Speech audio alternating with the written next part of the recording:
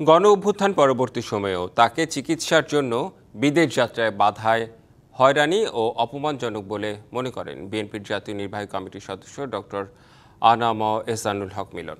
সকালে জাতীয় প্রেস ক্লাবের জহুর আহমেদ চৌধুরী মিলনায়তনে আয়োজিত সংবাদ সম্মেলনে এ মন্তব্য করেন তিনি। গেল বৃহস্পতিবার চিকিৎসার জন্য ব্যাংকক যাওয়ার পথে হজরত শাহজালাল বিমানবন্দর থেকে ফিরিয়ে দেওয়া হয় তাকে। এ সময় বিদেশ ভ্রমণে নিষেধাজ্ঞার কথা জানায় বিমানবন্দরের ইমিগ্রেশন কর্তৃপক্ষ। এ প্রসঙ্গে এহসানুল হক মিলন বলেন, স্বৈরাচারী আমলেও এভাবেই বিএনপি নেতাকর্মীদের হেনস্থা করা হতো। পাসপোর্ট কোনো ঝামেলা ছিল না জানিয়ে সরকার এ বিষয়ে সমস্যার সমাধান করবে বলে প্রত্যাশা করেন তিনি।